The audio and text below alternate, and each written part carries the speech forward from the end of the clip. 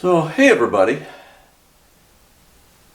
time for the annual oil change, and I'm doing an oil sample. And many of you, if you've been with this channel for a while, you see that I do this every year. And I'm doing it every year because I got started because when I first got the engine rebuilt in this girl, the very first engine that came back from the shop had a cracked block and a coolant leak that they missed, and I killed the engine in the first 20 miles, literally trying to make it run, and wiped out the cam. It was a mess. And so I started doing oil samples after the second time, after break-in, just to keep an eye on things to see, did I have any other leaks, or, how's the engine breaking in? And it's just become part of my normal maintenance on this car. Is I do oil change once a year, roughly. I mean, sometimes it's in October and sometimes it's in December, where I am now. Just to keep an eye on the engine and see how it's going. And so far, everything's good. I've had a few odd things. It was very interesting because you could see a couple of years ago I had some trace contaminants in the oil. It looked like that it was from forest fires after I did some research. And last year, when we didn't have so much wood smoke in the air, it had cleaned up. Well, this year, I'm expecting we're going to see some. And in any case, because we had a lot of smoke. So we'll see what's in the contaminants, but I buy these kits. Again, if you go back and look at my channel, there are 4 or 5 times where I've done oil changes, and you can kind of see the history. I buy these kits from Wix Filters, the 24077 kit, which comes with a sample bottle, and when you pay for the kit, you get the kit and you get a form that you use to send it in. And right now I got to get moving here. I'm about 10 minutes in. The process is fire it up, run it, warm it up, and within a half an hour after shutting it down, you want to go pull a drain plug, let roughly half the oil drain, and then fill this sample bottle up while it's flowing, get it in the stream. For the sake of ease today, I'm not going to show you doing that, but I have done it several times. Like I say, you can go back in my earlier videos and look. And there's a fill line here, and like I say, then you fill out this, and you can use this kit for an engine or a transmission or an axle or any other kind of a gearbox. But I've been using it, to make sure that this engine is still in good shape, and it's a curiosity, right? I had a fresh rebuild, and so now every year when I do an oil change, I just pay an extra 30 bucks or so and check it.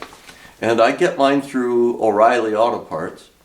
Usually these days they don't seem to have them on the shelf, but I can do an online order and pick it up in a day or two. And let's see.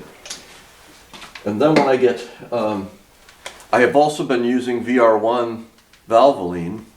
It's got, the extra zinc in it. I really don't think I need the extra zinc in this engine. I know it's a flat tappet, but I used this at break-in time, and for the sake of simplicity, I just keep continuing using it. My tendency would be to switch over to something like Mobil 1 or a full synthetic, but again, from the sake of consistency, the chemistry in the oil is the same every time I send it into the shop, into the analysis people. So I'm going to go drain, and I'll be back in a bit. Okay, I'm back and the oil's changed. Here's my sample bottle, and it does have a fill line on it. Typically what I do is I let it fill above that. When the oil's coming out rapidly, it's hard to get it, so I try to get more than enough, and then I just pour off a little bit. I should also say, there's a whole set of instructions on the back of the order form, and you can do it by draining the oil. You can do it with a siphon tube or a suction tube that you pull out, although they tell you that if you use a suction tube to throw it away and get a fresh one every time. So you don't, again, they're looking for very, very minute chemicals in here. And if you contaminate it, you'll typically you won't get the right answer, right? So that's done.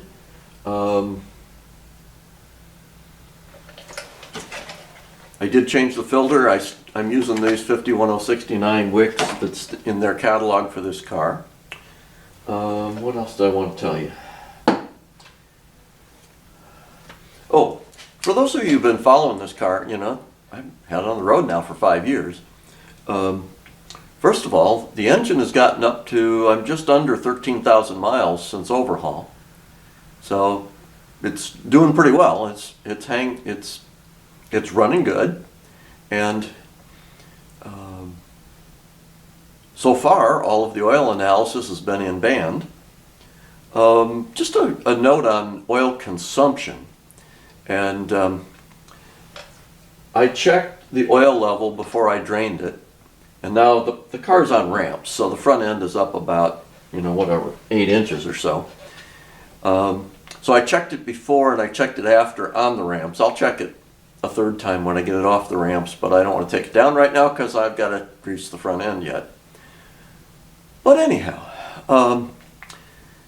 when I filled this car with 5 quarts, and that filter, which is same as the AC filter was originally from the 80s, it doesn't come out full. I end up with about a 1/4 inch below full on the dipstick. And even with it on the ramps, I roughly got the same answer. It's like the ramps aren't affecting the level very much.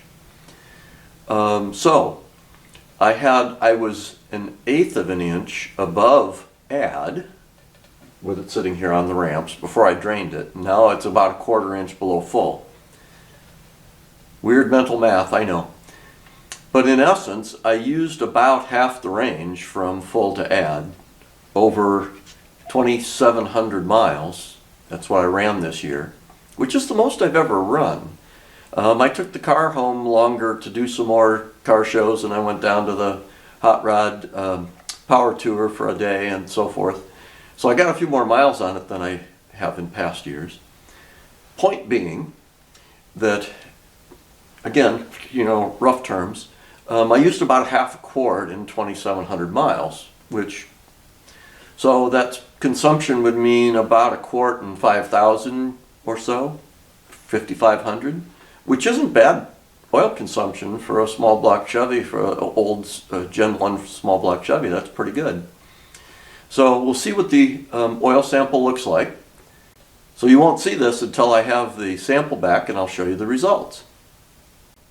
What I should also mention is that if you do one of these samples, the post office will ship motor oil samples as not being hazardous. You just have to tell them when you go in, you know, that this goes in a box and gets labeled and padded and so forth, so it doesn't get messed up, crushed. They really want you to put it in a Ziploc bag first. Anyway, the post office will ship this as non-hazardous. It's an oil sample. It's not what I want to call it. The flash point is such that they will send it through the U.S. mail just fine. So, about the oil level, I don't really like it that it's coming in a 1/4 inch low on the dipstick. And there's a temptation to go add a little bit and bring it up to full. Yet on the other hand, that filter and 5 quarts of oil is the specified amount, which leads me to believe that the dipstick may be in error. You know, maybe the length is off a little or the marks are off a little bit. So I don't try to correct it. I let it run where it is, and I never let it get below add. And add might be conservative. In other words, the engine's got the right filter on it. It's got 5 quarts in the pan. It's a standard pan. So, the risk on the other side is that you put it higher and you get too much and you end up starting to get windage, oil into the crank or something. And so I don't know what the right course is without recalibrating the dipstick, but I would think it should be correct as it is, and so that's my vision. Others are welcome to do it their way, but so far, no indications of a problem in 13,000 miles. So, hi everybody. Earlier in this video you saw me taking an oil sample. Well, now I'm back with the results and with the report. And as I said earlier, I've got about 12,700 miles on the engine, and just finished my annual oil change. And it's only annual because it's just how many miles do you put on the car in a year, and you got to do it once a year. So it was time. Anyway, here's the analysis report. We'll take a look. First of all, this is kind of an eye chart, and I'll expand things in a minute, but just recognize I've got 5 years worth of samples now, and the first one I did at 4,000 miles. So it was the first oil change after break-in was completed. And I really probably would have, should have, could have been doing these during the break-in period, but I really didn't think about it in time. So anyway, right now I'm doing them every year. This is what this is what the oil analysis lab sends back to me. So they've got the serial number of the car. I've got a customer number. So every year they send me a column of data, and in this entire report, they're tracking it on a continuous basis for me. So if I start by looking at the report from this time, I got 12,700 miles on the engine. I've got 2,750 on the oil. I'm still running Valvoline. I changed it. So we're parts per million of iron is about 40. There's 2 parts per million of chrome, 5 of lead, a little bit of copper, very little nickel, silver, vanadium. And again, if you haven't seen one of these before, iron, look at where you get iron in your engine. It could be coming out of the cam lobes. Most likely iron's coming off the cylinder walls from the rings. If you have a lot of wear, you're going to get a lot of iron off the cylinder walls. But it comes out of any of the wear points, so it could be lifters to cam, it could be out of timing chains, anything that moves, right? Lead will most often, sometimes it comes out of leaded steel. There's still some of that around where you got lead in part of the alloy, but a lot of times that comes out of your bearings, out of your main bearings, rod bearings, and so forth. A lot of them have lead as a material. Same thing with copper or tin, and aluminum oftentimes is in pistons if you're looking for wear metals, and so forth. Vanadium and so forth again are alloy elements in steel. Then we go over to the contaminants. Silicon is typically like sand, dirt, that's made it into the engine. There's sodium and potassium. And then the ones that say additives, these are all this is the oil. This is the content of the oil. So they put in magnesium and calcium, and these here, we talk about having a high zinc oil. Well, there's the zinc, 1450, and the phosphorus is 1275, which is closely related because the main zinc compound is a zinc and phosphorus chemistry combined. It's and then they got some molybdenum and some boron. It says I don't have any water, I don't have any coolant. My viscosity is normal. And the base number is 5.9, which is also, typically if you were worried about when does the oil wear out, you look at the total acid number or the total base number, I think you can relate the two. The more base it is, the less acid it is, and the more acid it is, the less base it is. But when I was working around oils, we looked at the total acid number, and you'd watch that total acid number go up, and when it gets to a certain point, the oil is additives are sufficiently depleted. You want that oil out of your engine. Earlier I talked about forest fires, and I was expecting to see something that I didn't see. Don't know why yet, but one year I had a spike, and I'll show it in a minute. I had a spike in the sodium and potassium and the copper. And the standard oil analysis rules, I'll call it, say that if you got a bunch of sodium and potassium, it's likely a coolant leak because those are constituents in coolant. Yet I don't have any coolant showing. So that caused me to scratch my head, and I was worried about coolant leaks. After having my first engine wiped out with a coolant leak, I'm kind of hypersensitive about it. But then the copper was high also. And I did some further study and found that those are constituents in wood smoke. And this year we once again had Canadian forest fires, and we had warnings that we were having air quality issues because of smoke drifting down out of Canada into Michigan. But I don't see it showing up here. Now, the previous time, I was driving the car more in the fall, where people in my area where I store the car were burning leaves, myself included, and there was a lot of, I'll say, heavier smoke in the air other than just thin smoke that's high altitude or, affecting the sunsets. So I don't understand the difference. All I know is that you could go back and look at my earlier one, and I went through a study on what's in oil smoke or what's in fire smoke, wood smoke, and those constituents will come through your air filter and end up in your oil. Heck, this year it was clear, so don't know, other than I didn't drive it much in the fall. I drove it mostly in the summer, and it pretty much got parked in September, and I took it out once or twice, but not much. I have other things in life going on. So here you can see over miles. Here's 4,000 miles as my first sample. Here we're at almost 13. My second sample, parts per million of iron. So the general trend is that, I was up close to 60 in the beginning, and the iron has been generally working in a downward trend, which would indicate, in the beginning, you're still breaking in. I've seen engines that are still breaking in after 10,000 miles. And this one was probably in that category.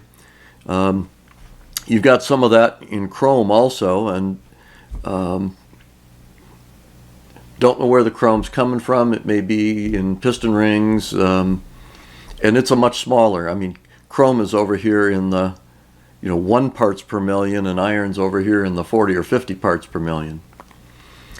But these values aren't bad. I think optimally you'd really like the wear rates to be below 40 and maybe in the 30s, but I think this is typical for a small block Chevy of the Gen 1 variety. Here you'll see this is where my concern was 2 years ago, which was I'd been down here, and then all of a sudden here's copper, pops up to like 15 parts per million. Where'd that copper come from? Because I don't have it on either side. Lead, again, it started up kind of high and it's come down, which tells me that the bearings most likely have worn in and are stable now. And tin is very low, and it has declined as well, and you'll have tin in bearings. And you kind of expect when you get a new engine, the main and rod bearings and even the cam bearings, they'll have some wear as they bed in and stabilize. And it looks like we've reached that. But, I had this copper spike, and then here I had the sodium spike at the same time. Silicon is dropped. Now sometimes you'll get some silicon out of the pistons with the aluminum, because some of the aluminums have silicon in them.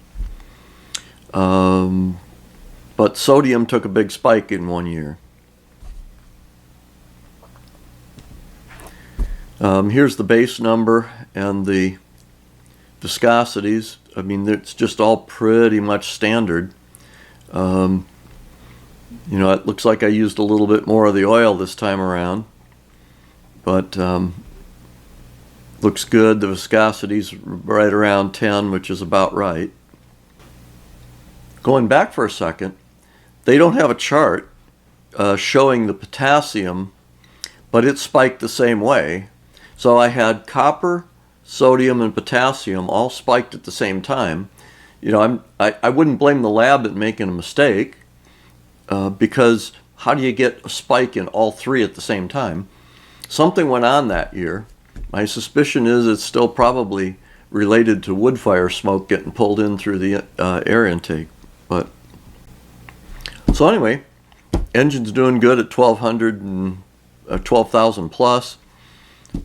My main wear materials are improving, and there's maybe even still a little break-in going on. They're still settling down, and despite all the smoke that the people were telling us was in the air in the summertime,